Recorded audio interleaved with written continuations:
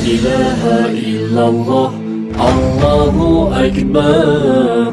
Muhammad Rasulullah, ya Habiballah, Allah.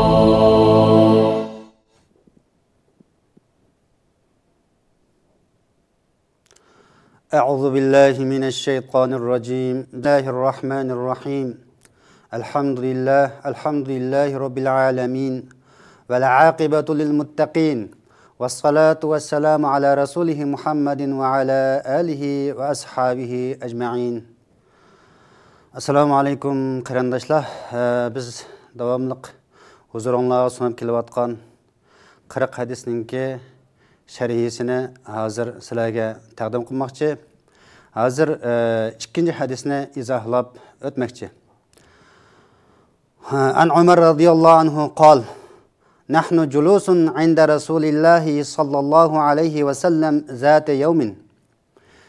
إذ طلع علينا رجل شديد بياض الثياب شديد سواد الشعر لا يرى عليه أثر السفر ولا يعرفه منا أحد حتى جلس إلى النبي صلى الله عليه وسلم فأسند ركبتيه إلى ركبتيه ووضع كفيه على فخذيه قال: يا محمد أخبرني عن الإسلام.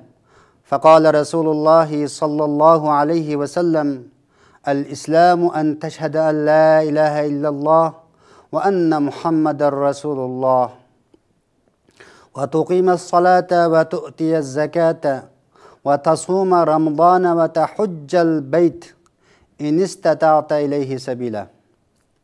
قال: صدقت. قال: فعجبنا له يسأله ويصدقه.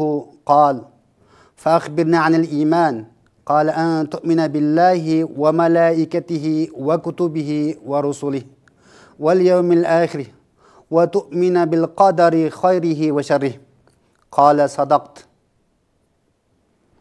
قال: فأخبرنا عن الإحسان. قال: أن تعبد الله كأنك تراه فإن لم تكن تراه فإنه يراك. قال: فأخبرنا عن الساعة. قال: ما المسؤول عنها بأعلم من السائل. قال: فأخبرني عن أماراتها. قال: أن تلد الأمة ربتها وأن ترى الحفاة العراة العالة رعاء الشاء يتطاولون في البنيان. قال: ثم انطلق فلبثت مليا ثم قال لي: يا عمر أتدري من السائل؟ قلت: الله ورسوله أعلم. قال: فإنه جبريل آتاكم يعلمكم دينكم. رواه مسلم. Bu hadiste asaslık emde Peygamber Ekrem sallallahu aleyhi ve sellem'nin qışığa Cibril aleyhissalatu vesselam kelip Peygamberimizge İslam'ni, imanni, ihsanni ve kıyametinin aldın bulduğun belgelerini uqtirib qo'yib ketgan. Demak, Payg'ambar Akram sallallohu alayhi va sallamga vahiy kelish holati ulamolarninki tekshirib, aniqlab oxirgi kelgan yagona 6 xil holatda bo'lgan. Payg'ambar Akram sallallohu alayhi va sallamga vahiy Jibril alayhissalatu vassalam o'zininki asli surati asli shaklida, ya'ni 600 qanotliq holatida ko'ringan ahvolimi bo'lgan. Ve Peygamber Ekrem sallallahu aleyhi ve sellem'ge Dihiyatul Kalbi degan sahabininki nəhayət kilişkən, qamlaşqan bir sahabi var. Şu sahabininki suratiga siyoqiga kirib turibmi vahiyni Peygamber Eslamga uqtirgan. Ve Peygamber Ekrem sallallahu aleyhi ve sellem'ge mana shundoq hech kim tonimaydigan kishi suratida Peygamber Ekrem sallallahu aleyhi ve sellem'ninki qishig'a huzurga kelib sahabalarga islomni, iymonni, ihsonni tushuntirib uqtirib qo'yib ketgan. Demak, Umar radhiyallohu anhu bu hadisda deydi. Umar radhiyallohu anhuninki tarixiy ahvolini biz birinchi hadisda so'zlab o'tdik. Umar radhiyallohu anhu islomga aloyid tuhfa qo'shgan. Umar radhiyallohu anhu qo'lidan nurg'un rayonlar fathi bo'lgan. Umar radhiyallohu anhu Iroqda bir tal qechir müdürüp ketib, yoki telib ketib yiqilsa biz uning uchun javobgar degan. Ve Umar radhiyallohu anhu bir ayolning balisi qattiq yig'ilganligi sababidan uning qashig'i berib, bu balangni yig'latma, Allohdan qo'rq. Balang yig'lasa Alloh subhanahu va taoloning noroziligiga uchraysa degan mushu darajada oddiy haq huquqlarga aralashgan Umarli Faruq deb haq-mahaqni intayin keskin ayırgan birden-bir bizning xalifimiz. Demek Umar radıyallahu anh'ninki tarifati birinci hadiste bu tüken. Amda Umar radıyallahu anhu hadisini rivayet kıldı. Bu hadisninki karakteri bu hadis mutawatir hadis. Mutawatir degan nima desa, hadisni ko'pchilik sahabadan ko'pchilik tabiinga, tabiindan tabiinga, yana mushuna avlod ko'p kishilar rivoyat qilgan bo'lsa, xabar qilgan bo'lsa, bu hadis mutawatir bo'ldi. Shunga bu hadisni Imom Muslim rahimahullah o'zining kitobininki beshiga birinchisiga yozgan. Demak, bu hadis nihoyatda muhim hadis. Yani İslamның asosiy prinsiplarini o'z ichiga olgan.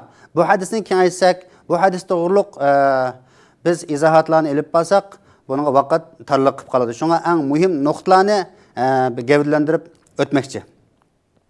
Umar radıyallahu anhu deydi, biz Peygamber Ekrem sallallahu aleyhi ve sellem'ninki huzurida o'ltiratdik deydi. Ma'lum bir kuni bizninki qishimizga kiyimlari opaq, çaşları qop-qara. Iningda safarning iznasi deydigan hech qanday bir safarningki ta'siri bo'lmagan.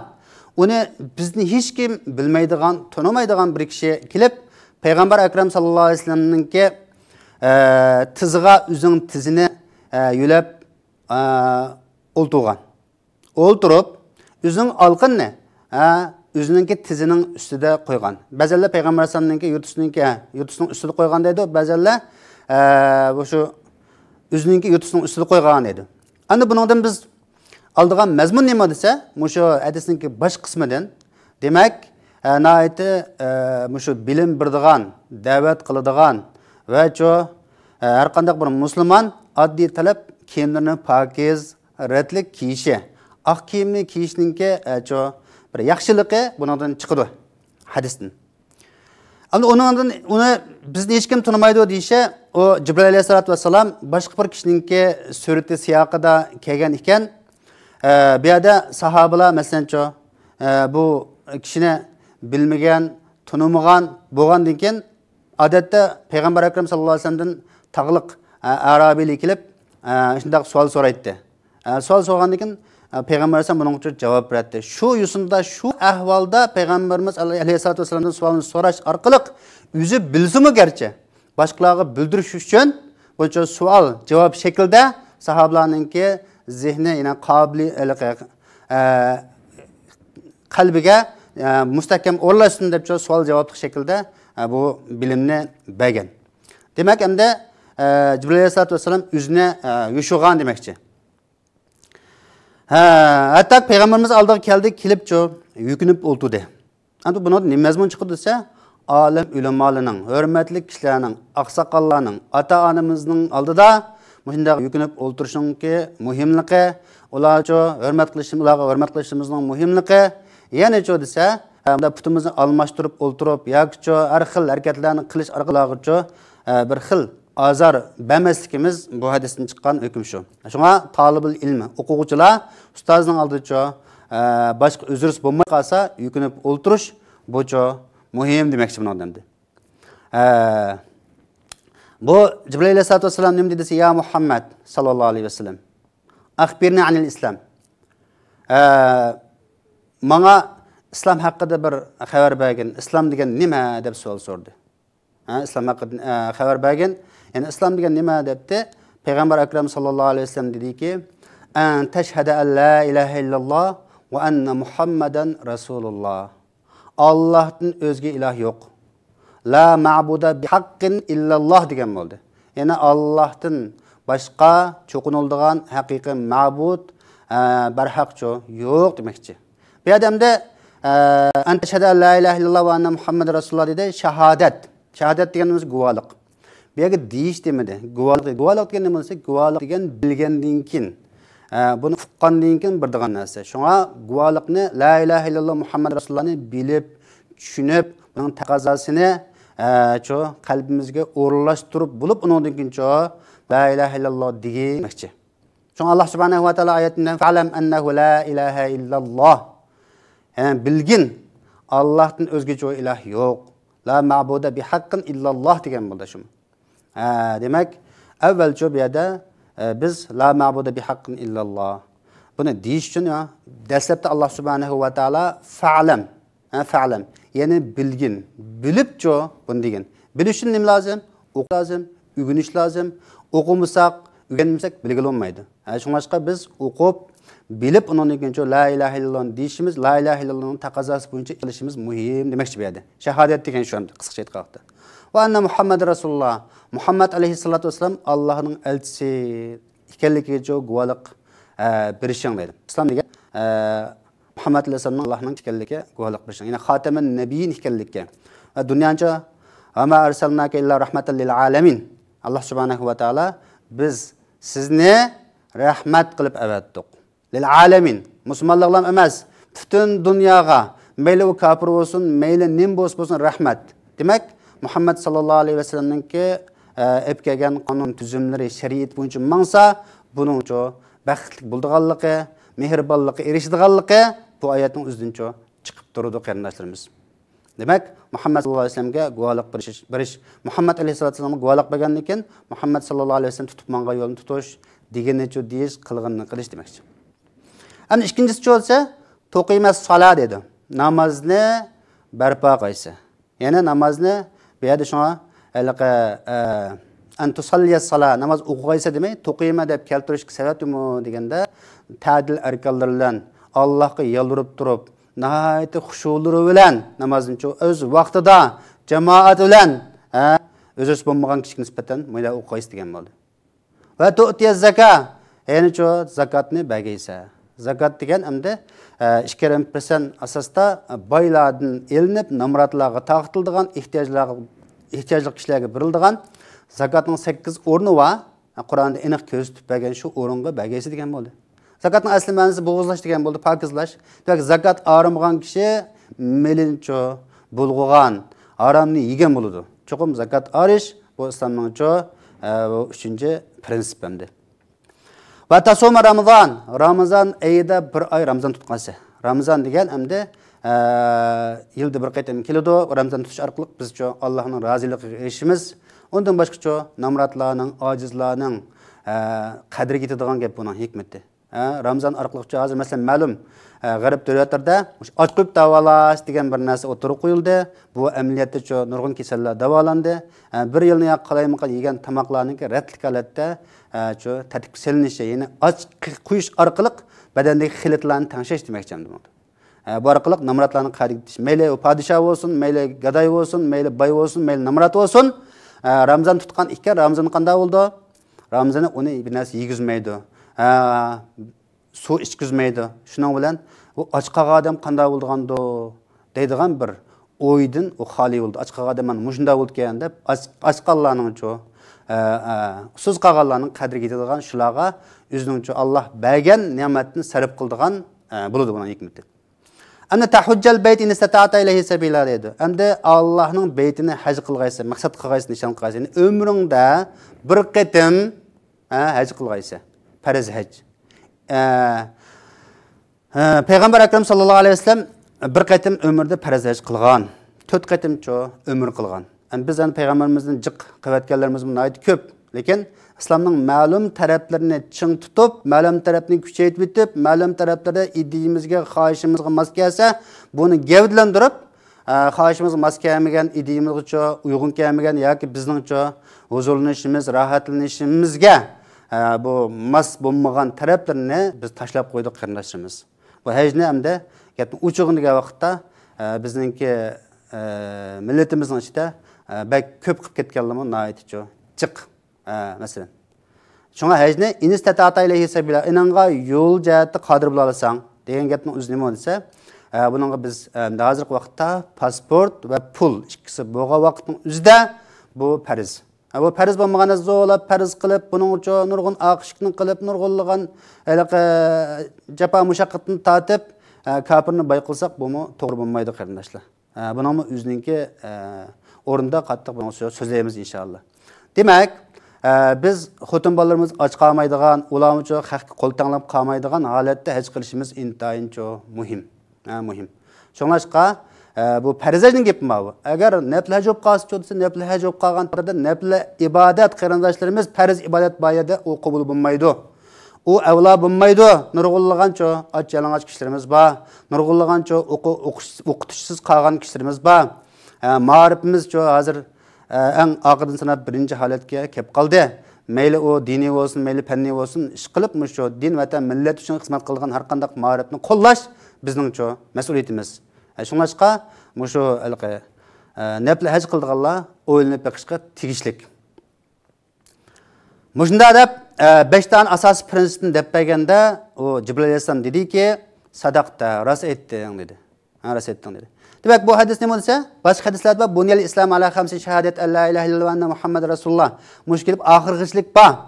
Demek İslam 5 asas prinsip üstüge kurulgan. Demek İslam muşunun üstüge kurulgan iken, demek 5 asas prinsip üstüge kurulgan. 5 tane tahi muş işini cayda vayık etkizip kılalısak, kanda oldu o kardeşlerimiz? Tahi İslam'ın asası uğulunu püttügen bulumuz. O İslam gayet zor bir bina.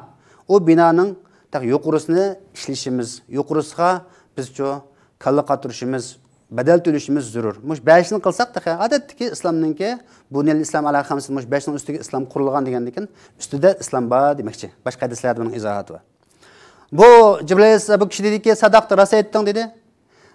Dedi Umar radhiyallohu anhu hayron qoldik uningdan dedi. Nimishqa u so'raydi va tasdiqlaydi. Payg'ambar alayhisolamdan savolni so'rgandan keyin payg'ambar alayhisolam javob berdi. Payg'ambarimiz biludi bu kishini. Jibril alayhisolam ekanligini biludi masalan. Demek bu yerda so'rab uningnikin va rost degandan keyin ba'zi so'g'adam degan bilmay so'raydi deb qaragan.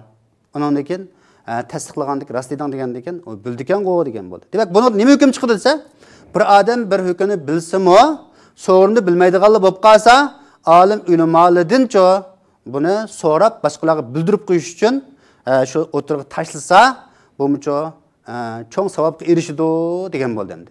Shunga Qur'onda Fas'alu ahle zikri in kuntum la ta'lamun dedi. Ahle zikri, al-ulama dedi. Yani alimlardan, bilmisanlar so'ranglar dedi. Dağılıqça özümüz bazı materialını o'qib, ya ma'lum videolarni ko'rib, ya baş oyog'i yo'q oyat hadisini tushunadigan narsalarga qarab turib, biz dinni tushunib ketdik desak bo'lmaydi. Oyatning 5i va oxirisi va qarindoshlar. Hammancha biz boshdan oyoq shu bir mazmun bo'lsa, mazmunga qarta tushirilgan oyatlarni, so'zlangan hadislarni jamlab turib hukm chiqarmasak, biz xatolashib qolamiz qarindoshlar. Buna diqqat qiling. Demak, bilsakmi boshqalardan biz so'rab boshqalarga bildirib qo'yish uchun savol qo'ysak bo'ldiganligi, muhimligi bundan chiqib turdi. Anandan keyin Jibril alayhisalom iliq kishi fa'akhbirni anil iman. Andas islomni sen tushunding, iymon degan nima? Iymonni menga tushuntirib qo'ydi.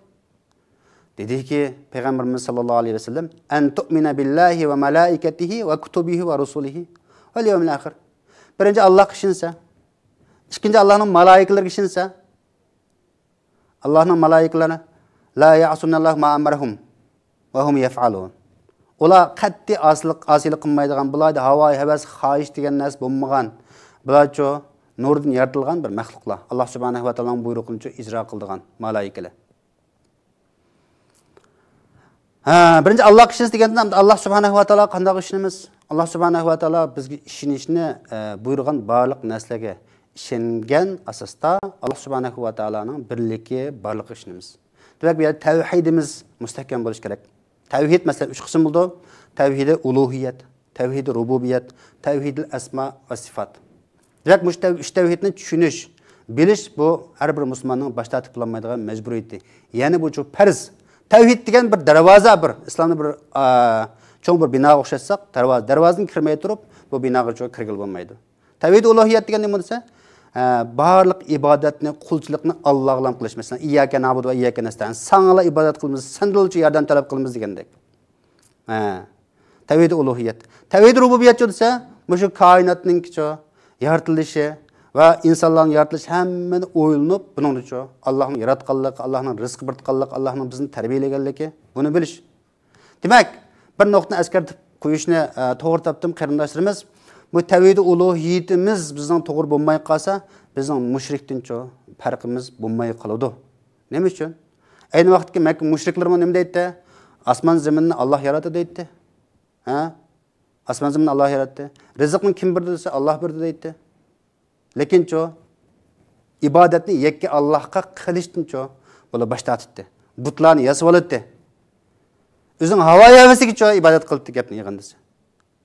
Shoma tavhidni mustahkam yaxshi bilishimiz zarur. Buning dalili nima bo'lsa, "Wala in sa'altahum man khalaqas samawati wal ardi la yaqulunalloh." Agar sen ulardan so'rasang deydi mushriklar. Osmonlarni, zaminni kim yaratdi? Mushu payansiz ketgan osmonlarni, mushu yer sharini kim yaratdi desang, albatta Alloh yaratdi deydi. Alloh yaratdi degan kishi nima-chi? Allah subhanahu wa ta'ala mushrik dedi. Payg'ambar akram sallallohu alayhi vasallam 23 yil jarayonida bularga da'vat etdi. Bularga qarshi jihad qildi. Bularni-chi haq bir dinninki tavhid qismini tushuntirish uchun barliqincha payg'ambarimiz atadi qayrashlar. Shuningdek biz tavhidimizni mustahkamlamasak, bu to'g'risida intilmasak bo'lmaydi. Buni tushunli.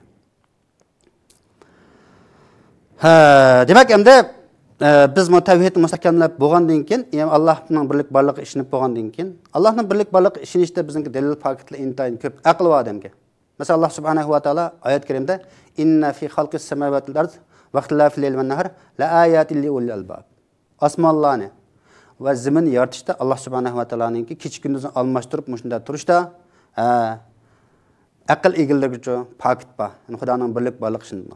Mushu yer sharini misolga olsak, masalan, yer shari o'z o'q atrofida aylanish jarayonida 23 soat 56 minut 4 sekundda aylanib bo'ladi. Shuningcha 24 soat degan biz sho'liqi o'tirga chiqargan demak yer sharininki kech kunduz bo'lishi shuning bilancha bo'ladi qarindoshlarimiz. 23 soat 56 minut 4 sekund. Demak, yer shari degan boshqa planetlarga nisbatan eng kichik bir planet bu. Hozircha nurg'ulg'an musho'liqi necha million nur yili. Nur yil deganda biz tushunamiz, fanniy bilim o'qiganlar buni yaxshi tushundi. Nur yil deganda bash nur tezligida mangan ashunda mingishda yil hisoblagan vaqtda necha yuz milliard nur yillik Iroqdagi planetlarning borligini bular isbotladi masalan. Demak, yer shari bir muallaq turdi. O tubida bir esib qo'ygan narsa yo'q, ostidan bir yulab qo'ygan narsa yo'q. Tartish kuchi bor. Tartish kuchi nerdan kelgan? Uni Alloh mushunda holatda intizomli tartib qilmasa, o'ylab qo'ying qarindoshlar. Alloh ishonishda biz-chi imonimizni qattiqcha kuchaytirishimizga, mush materialni ko'rishimizga to'g'ri keldi. Mush jonsiz, aqlsiz tadrijiy taraqqiyot jarayoni bo'lib qolanda, bu mumkin emas. Chunki bir idorada bir shirkat 8 odam bo'lsa, ashni boshqa qurib, tuzumini tuzib, shu aqli vatiqi. Qilmasa urushchilik qilib, bu ish oqmaydi. U bir-bilan so'qishdi. Yer shari unda olmaydi. Masalan, hozir yer shari mush quyoshga yaqinlashib ketmay, o'z holatini tamponga saqlab turdi deyli. Bu tamponlikni saqlatuvchi zot kim? Bu nuqtaga diqqat qiling. Qarindoshlarimiz. Agar yoz vaqtida yer shari yaqinlashib qolsa, quyoshga kuyib kulga aylanamiz. Qish vaqtida o'tsa, quyoshdan yiroqlashib ketsa, muzlab hammamiz-chi qaytib tugaymiz. Ama bu to'g'riliq jiq kengaytmay, lekin tavhidni mustahkam tushunlar, qarindoshlar. Aqlimizni ishlatlar. Xo'sh.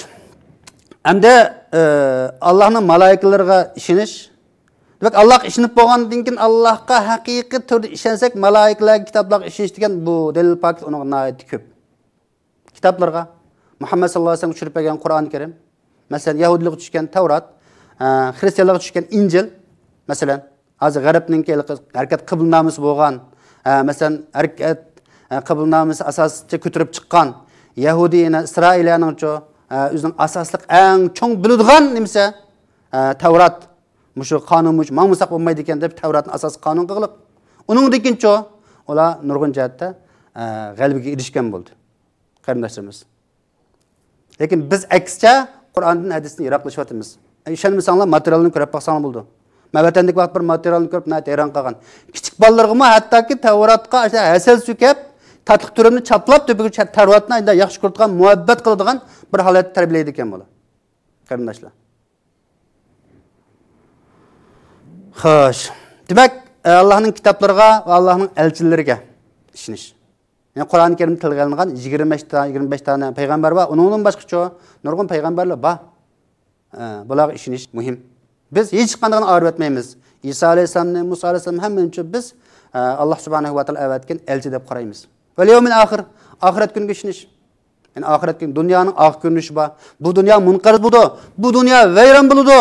Bu qilganlik qilgan, itib olgan zolimlar o'zining zulmida mengaverib, mazlumlar buna jafo tortib, bu hech qanday bir uch-sot bo'lmaydigan ahvol bo'lmaydi deb qaraydigan bizda bir ideya bor. Buni hozir fan texnika olimlarmi, dinsizlarmi buni e'tirof qildi. Nima deb e'tirof qildi? Yer shari munqariz bo'ldi, tugishidi. Havo ilib ketdi. Boshqa planetlar yiqilishyapti. Cho'qim bir ishib buning uchun vayronchilik yuz berdi dedi. Mana bu bizda bo'layotgan qiyomat shu. Demak, buni tekshirsak, nurg'un jihatchi ilmiy dalil faktlar buning bor. Qiyomat oxirat kuniga ishonish. Shu oxirat bo'lganda bizcha munguzligi, munguz sizni usvatsa, shuningdimi Alloh taolo nima qilib qisas berdi. Yana birisi taqdirninki yaxshiligi va yomonligiga ishonish. Taqdirninki yaxshilik, yomonligiga ishonish, imo etish bu-mucho bu 6 iymonning birisi shu. Deganda o kishi dediki, Jibril alayhisalom sadaqta rost aytdi dedi. Dedi Jibril alayhisalom yana faqbinal ihson. Ihson haqida bir ma'lumot bera. Unda o'z islomni tushunding, iymonni tushunding. İhsan degan nima? Deganda Payg'ambar alayhisalom dediki, an ta'budalloha ka'annaka tarahu fa in lam takun tarahu fa innahu nima yarak. Mana qisqa bir jumla bilan ihsonni tushuntirib qo'ydi. Ihson degan nima? Ihson degan Alloh subhanahu va taologa sen Allohni go'yo ko'rib turayotgandek, Alloh men oldimcha turdi, men ko'rib turayotman deb bu shunday ideya, g'oya, bu shundaycha kallang keltirib turib ibodat qilgaysa. Demak, xushu, tazarru, zarlanish, nayt intilish Alloh tarafga. Alloh tarafga o'zini bir qo'qib Alloh tarafga o'z qizg'inlik bilan ibodat qilish degan bo'ldi. Fa illam takun tarahu fa innahu yarak. Agar sen Allohni ko'rolmasang, ko'rishni sig'dirolmasang, Alloh oldimda bor degan gapni kallangga sig'dirolmay qolsang, fa innahu yarak. Alloh taolo seni ko'rib turdi. Demak, iymonning martabasi, darajasi birinchisi desa, Allohni bizcha ko'rib turgandek ibodat qilish. Alloh bizni ko'rib turdi. Biz Allohni ko'rib turibmiz. Bunda holat bo'lgan odamning gunoh ishligis kelamdi. Odamning mol dunyoga birilib oxiratni unutug'is kelamdi. Odamning mushunda xalqimiz eg'ir zulmda qolsa, uni qutqazmay, uni harakat qilmay tug'is kelamdi qarindoshlarimiz. Alloh subhanahu va taolo hamini ko'rib turdi. Va ma kana robbuka nasiya. Parvardigorimiz bizni unutib qolmadi. Unutib qolmadi, ma'lum sinoq imtihonga ketib boramiz biz qarindoshlarimiz. Xo'sh. Demak, birinchi daraja Alloh subhanahu va taolani biz ko'rib turgandek ibodat qilish. Ibodat. Chunki bizning yaratilishimiz maqsad nima? Yer shariga bizning yaratilishdagi maqsadimiz Alloh subhanahu va taolo Qur'oni Karimda dedi: "Va ma xalaqtul jinna val insa illa liya'budun." Jin va insonlarni menga ibodat qilishni uchun yaratdi. Ibodat degan gap yolg'iz nuqul hayotda, hech bashparliklam qartib olsak bo'lmaydi. Bu Alloh subhanahu va taoloning buyrug'ini qilish, chekilgandan yenish, payg'ambar alayhisolamning buyrug'ini qilish, chekilgandan yenish buning uchun muhim cho'ng ibodatlar qarindoshlar. Buni tushuninglar. Yer sharini gullantirish ibodat, zulmga qarshi turish ibodat, o'zimizning kimligini bilish ibodat.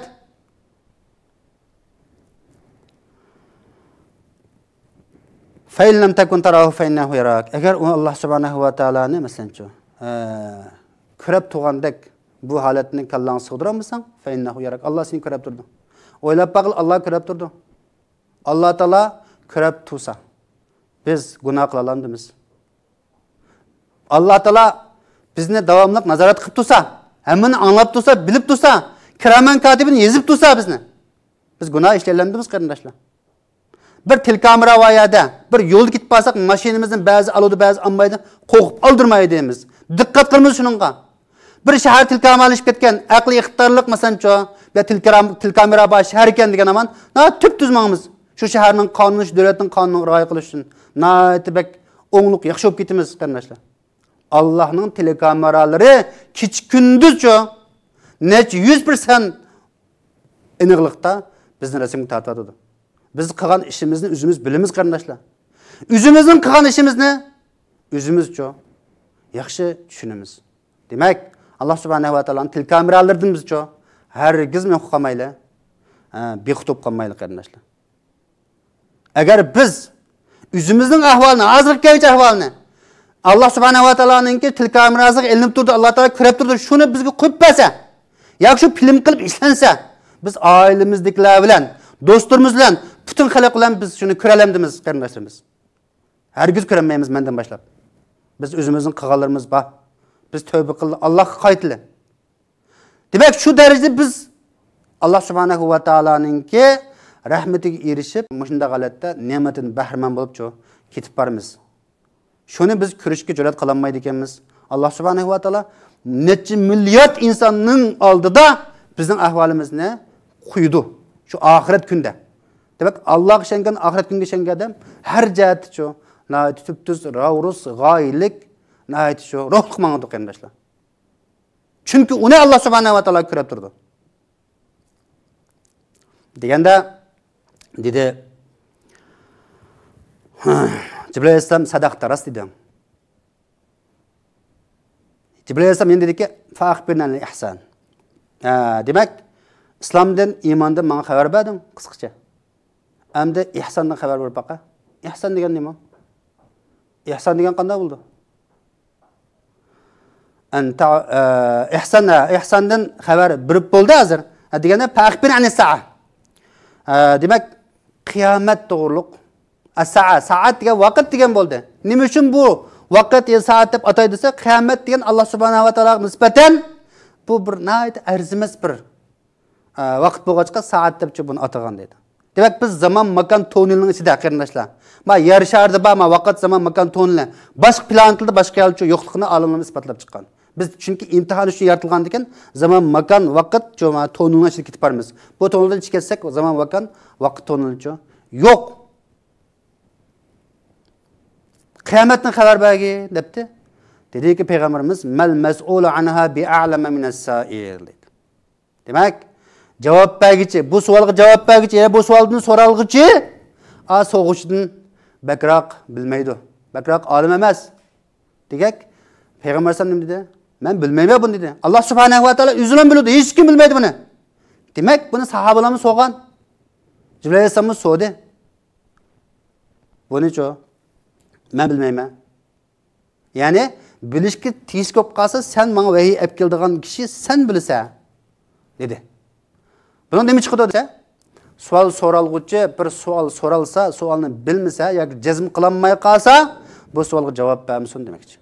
Bilmayman deyish kerak. Shuni ham Malikdan birisi kelibchi, bir tog'dan kelgan birisi 40 savol so'rgan. So'rgandan keyin 40 savolninki 36 bilmayman degan. Deganki, voy mush Madinada tug'an, payg'ambar sollallohu Madinasida bir mujtahid bo'lgan, katta olim mushun javob bermadi. Desam, bilamdi debdi. Hammadamga men bilmayman. Bilmaydigan bilmayman dedim. Chunki savolga men javob bersam dedi. Javobiga qarta qiyomat kuni men jazoga uchrayman. Bilmayman desam, bilmasam Alloh taolo meni jazolamaydi. Hozir biz uchun masalan. Nauzubillah, o'zimdan boshlab buni demakchi, so'raydigan savol bormi deb, hattoki hammamiz mulla bo'lib ketdik ham. Hammamiz fatvochi bo'lib ketdik hozir. Beramaydigan javobimiz yo'q. Har qanday birimiz ittifoqimiz bu yerga. Endi savol bormi deb turadigan gap. Bilmayman deyishni numus qilamiz. Biz qiyomatni numus qilamiz. Azobni numus qilamiz. Savolga javob bersak, biz qolamiz qapiliqqa. Javob berguchi. Javob bilguchi bo'yicha mang'odo u ucho onunga bahona sabab tayyor falan javob bergan deydi qarindoshlar. Mana diqqat qildi. Payg'ambar alayhisalom bilmayman deb bilmaydigan bo'lg'achqa. Bu savollarni sahobalarimiz so'rgan, qistirib qo'yishga tegishli masala. Bir sahoba kelib payg'ambar akram sallallohu alayhi vasallamga nima deganda? Mata sa'a ya Rasululloh. Qiyomat qachon debdi? Qiyomatga ma'adattalaha. Qiyomatga nima tayyorlading dedi. Debdi o sahoba, qiyomat boshqa narsa tayyorlayolmadim. Bak jiq o'qigan namozimmi yo'q, bak jiq zakotimmi yo'q, bak jiq tutgan ro'zammi yo'q. Valakin uhibbulloha va rasulahu. Allohni elchisini yaxshi ko'raman debdi. Payg'ambar sallallohu alayhi vasallam dedi, al mar'u ma man ahabba. Inson kim yaxshi ko'rsa shundan bo'ldi qiyomat kuni. Alloh taolo shu yergacha jamlaydi dedi. Bu savol o'ylab beqinglar. Namoz, ro'za, zakotni joyida qilmay qolsak, u bizga qabul qiladi. Mo'y sahoba dediki, men Allohning asini bak yaxshi ko'raman, samimiy qalbimdan. Yaxshi ko'raman degandan keyin payg'ambar akram sallallohu alayhi vasallam inson yaxshi ko'rgan kishilar bo'ldi degan. Bundan nima chiqadi desak, qarindoshlar, biz nimani yaxshi ko'rsak, nima yo'lda mangan bo'lsak, nimani himoya qilgan bo'lsak, nimaga chavoq chalgan bo'lsak, shuning bilan bo'lamiz. Mana o'qitib diqqat qilinglar. Hozirgi masala bizgacha nihoyatda bakilqi bu masala muhim. Qaysi yo'lda, qanday menvatganligimizni bildi. Biz Alloh subhanahu va taoloning rahmatiga erishmoqchi bo'lsak, Allohning elchisining sizib bergan yo'l bilan mangishimiz kerak. Demak, mu'min musulmonlar Allohning elchisiningki yo'li bilan mangsa, ya'ni Allohning elchisini yaxshi ko'rsa, shuni taqozosi bo'yicha ish qilsa, payg'ambar alayhisalom bilan jannatda birga bo'ldi degan bo'ldi. Bu ihson degan ko'p, bu turlari. Masalan, yetimlarga ihson qilish, tul ayollarga ihson qilish, mazlum, ojiz bichoralarga ihson qilish, ularni yordamsiz qo'ymaslik, o'zimizcha o'g'ziga chiqib olib, haqni ishtalg'il tursa, va men o'g'ziga chiqib olgandan keyin korim yo'q endi deb tursak bo'lmaydi masalan. Shunga payg'ambar alayhisalom yetimlarga ihson qilg'uchi to'g'riliq ana va kafil yetim kahatin degan. Men yetimga kepil bo'lg'uchi, uning iqtisodiy o'qishi, uning turmushini o'rlashtirib mangan kishi mana shunday bo'ldi. Va farraja baynahum azraq orliq qoldirib jannatda bunda bo'lmaydi. Fil janna, jannatda bunda bo'lamiz degan payg'ambarimiz. Demak biz yetimlarga haqiqiy rostchilik bilan, samimiylik bilan ega bo'ldik qarindoshlar. Ham ashunda rostchil, samimiy kishilarni yetimlarga ega qildi. Bu ihsonning turlari intayin ko'p. Ayolimizga ihson qildi, bolalarimizga ihson qildi, o'zimizga ihson qildi. Allohni tunamaslik, Allohning dinida yiroqlashish, namoz o'qimaslik, o'zimizga zulm qilganlik bu. O'zimizga ihson qilmaganlikchi. Ma'noqdan tushundim. Bu ihsonningki yana masalan Alloh subhanahu va taolo maqtagan turlari nima desa? Ihson. Alloh subhanahu va taolo vallazina jahadu fina lanahdiyannahum subulana va innalloha lama'al muhsinin. Lama'al muhsinin. Yani bizning yo'limizda bizni deb, bizning rizoligimizni deb jahadu, ya'ni jihad qilgan. Ya'ni-chi o'zining borliqini bag'ishlagan, tirishgan bu oyat Makkada tushgan. Uzina lillazina yuqatiluna bi annahum zulim. Zulm uchirganlik sababi bilan qurolliq jihad qilishga ruxsat berildi degan oyat tushdim burun Makkada tushgan oyat bu. Mana vaqtni tushundik qarindoshlar. Demak, vallazina jahadu fina lanahdiyannahum subulana. Biz ularni o'zimizning yo'liga nima qilamiz? Boshlaymiz dedi Alloh taolo. Alloh taolo muhsin, ihson qilguvchilar bilan birga dedi. Yaxshilik qilguvchilar bilan-chi davomli Alloh taolo bir. Alloh taolo bilan gap yordam qilish, ishni o'rlashtirib turishlar degan buni. Bu vallazina jahadu fina shunday tafsir qilgan olimlardan masalan Fuzayl ibn Iyaz dedi. Al-ilm dedi. Talabul ilm dedi. Bilim o'qish, o'rganish dinni. Bu nima? Mush Alloh yo'li qilingan jihad dedi.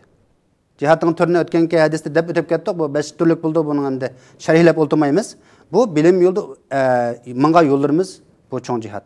Demak, buningda cho'q qanday bo'ldi desa, Alloh taolo bilimga va amalga Alloh taolo yetaklaydi. Allohning bizni yaxshi ko'rgan ko'rmaganligini qarindoshlarimiz qanday bilamiz? Buni dalil paketda nayt oddiy. Alloh subhanahu va taolo mush dunyoda bizni nima ish bilan mashg'ul qilgan bo'lsa, nima ish qilgan bo'lsa, Alloh subhanahu va taolo meni yaxshi ko'rgan, yaxshi ko'rmaydi ekan deb bilib olsak bo'ladi. Shunga biz Allohning yo'lida tirishchilikni ko'rsatadigan, barliqimizni bag'ishlaydigan kishilardan bo'lishimiz intayin muhim. Alloh birga bo'lgan kishini hech kim bo'za qila olmaydi. Alloh birga bo'lgan kishini Alloh taolo jannatga kirgizdi. Alloh uni g'alaba berdi. Xo'sh, yana bir ham buningda bu hadis uzroq bo'lg'achqa hamma izohlab o'tmasam bo'lmaydi. So'nglashqa biroz uzrab ketdi endi bu. Ihsonningki masalan yana bir oyatcha wala tulqu bi aydikum ila at-tahlukah wa ahsinu innalloha ma'al muhsin.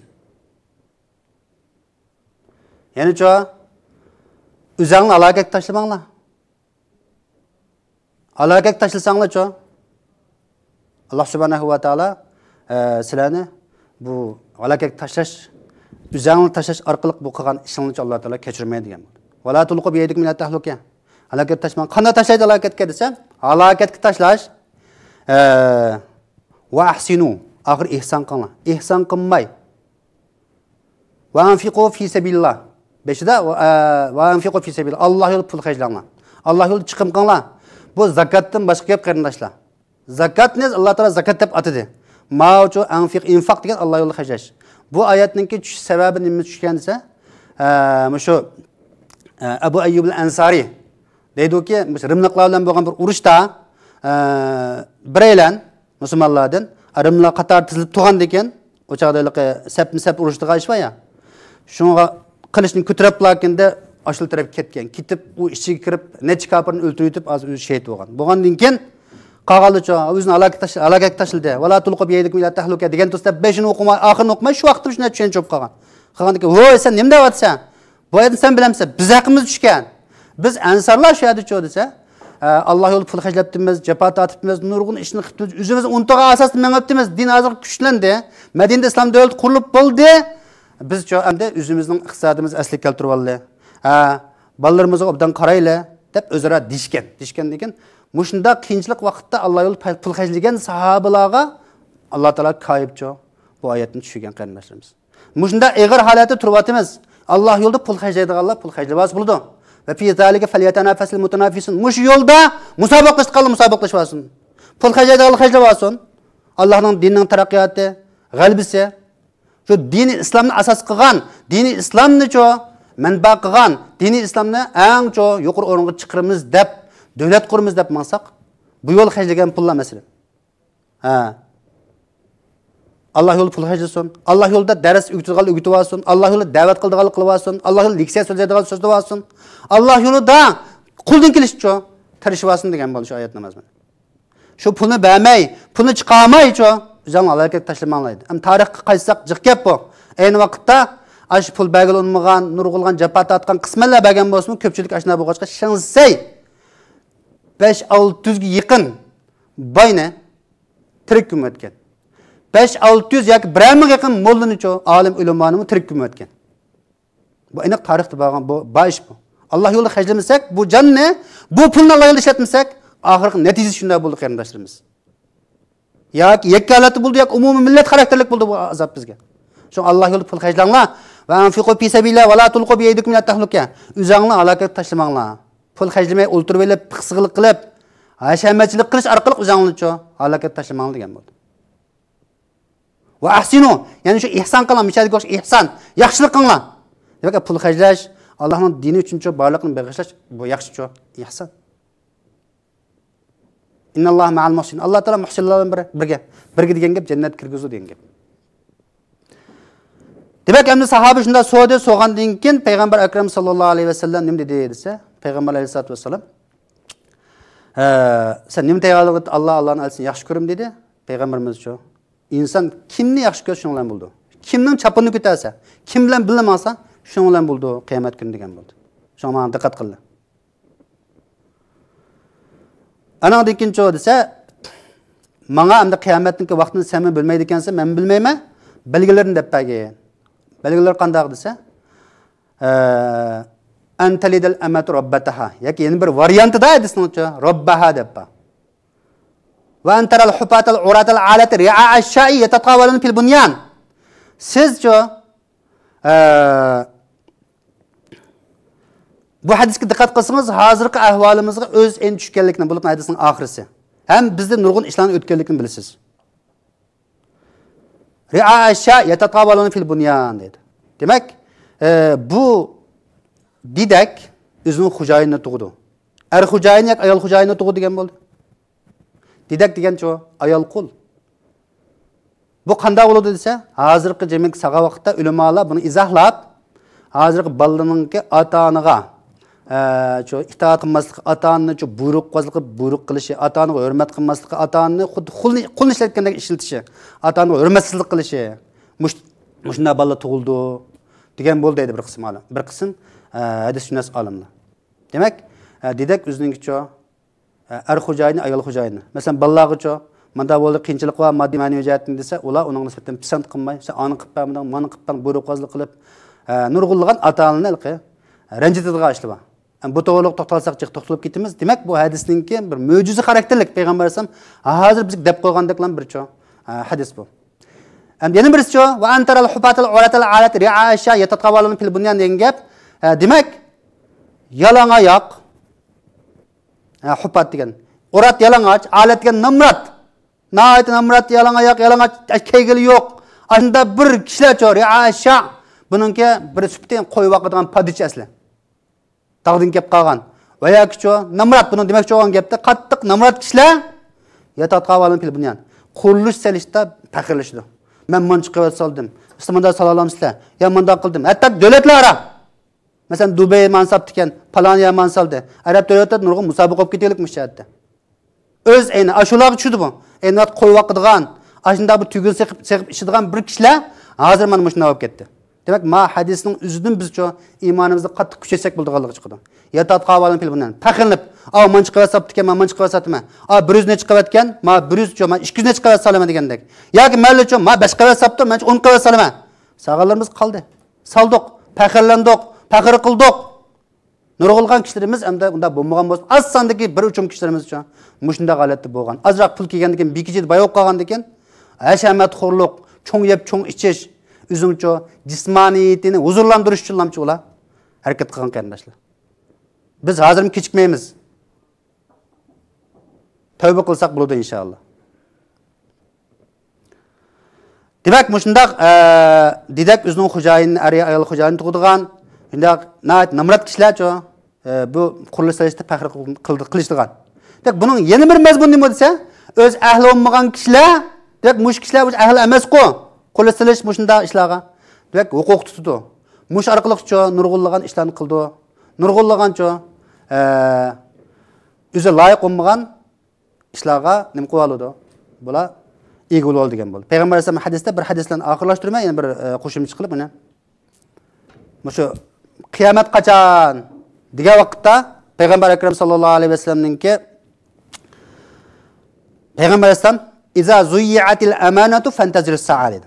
Amanat zayo qilingan, yo'qtilgan vaqtda qiyomatni saqla. Mush belgilari bo'lmamdi. Qanday uni kayfa izaatuha? Qanday zayo bo'ldi ya Rasululloh dedi? Iza wusidal amru ila ghayri ahli fantazir sa'a. İş o'zining ahli bo'lmagan kishi topshirilsa, qiyomatni saqla. Qiyomatni kut. Demak, loyiq bo'lmagan kishilar, masalan, mayli har qanday saha bo'lsin, egallab olib, ixtiyorli kishilarni yaqin keltirib qo'ymay, ularga o'rin bermay, ixtisosli kishilar besilib qilib, ixtiyorsiz kishilar oldiga chiqib olib, mushunda qilgan vaqtda qiyomat bo'ldi degan.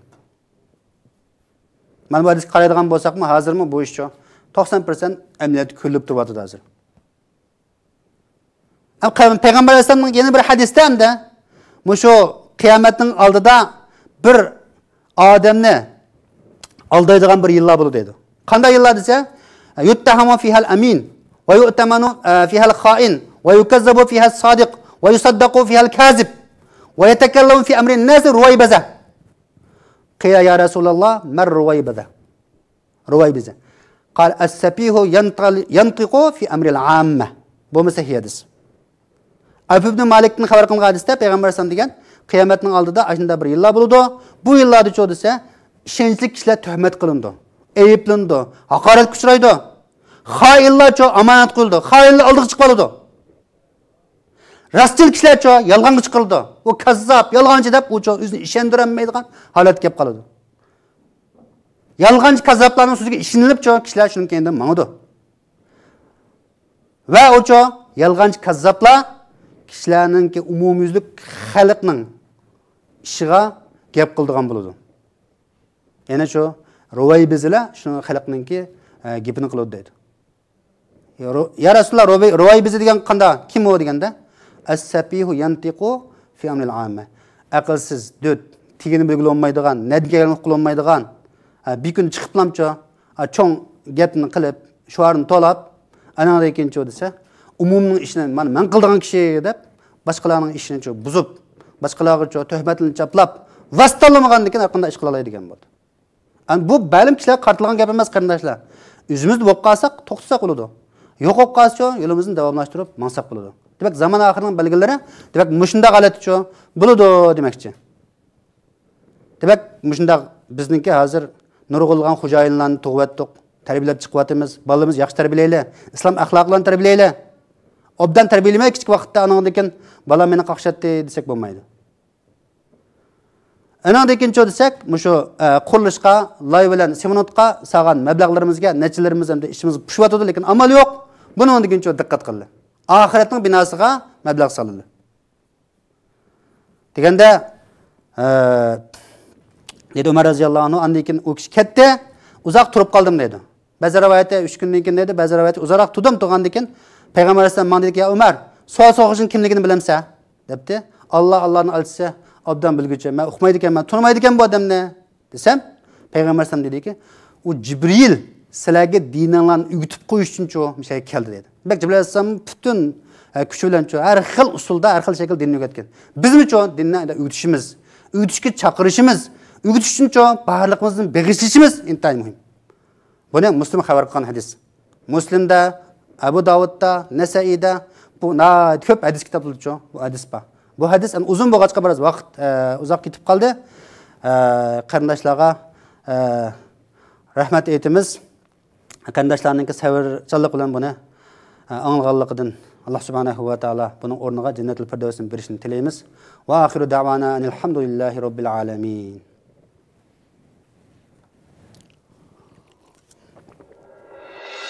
La ilaha illalloh, Allahu akbar, Muhammad Rasulullah, ya Habiballah.